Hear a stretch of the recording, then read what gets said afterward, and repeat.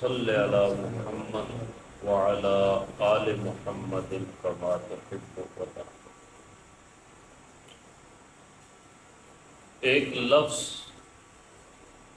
ہم اکثر استعمال کرتے ہیں، ایک کلمہ، العیاذ باللہ۔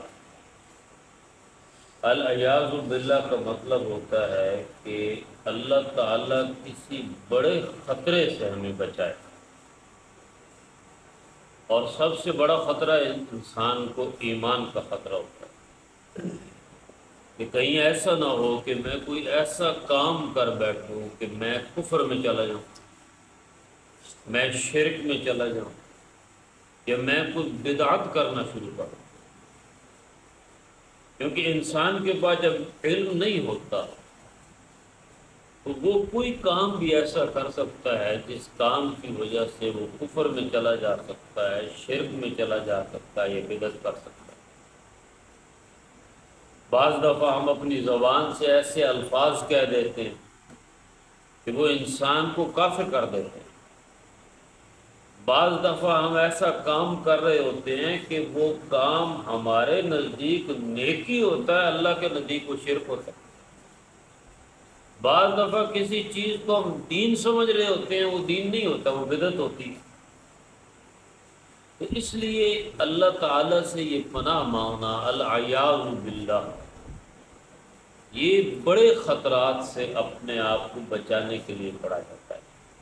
اسی لیے کہتے ہیں اہل علم کہ جب بھی کوئی بات کرے تو یہ کہہ دینا چاہیے العیاذ باللہ، اے اللہ تعالیٰ مجھے بڑے فتنے سے بچانا، بڑے خطرے سے بچانا۔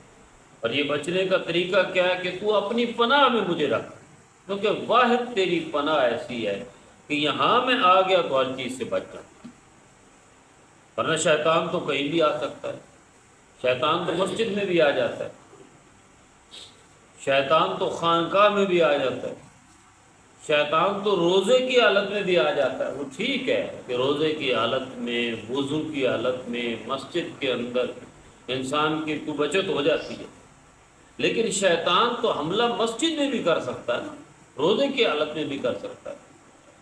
تو جب تک اللہ تعالیٰ اپنی پناہ کے اندر نہیں لے گا اس وقت تک ہم شیطان سے نہیں بچ سکتے۔ اسی طرح علوم کہتے ہیں روزانہ جو چھوٹے چھوٹے خطرات اور چھوٹے چھوٹے فتنے ہوتے ہیں ان سے بچنے کے لیے ان کا استعمال ہوتا ہے۔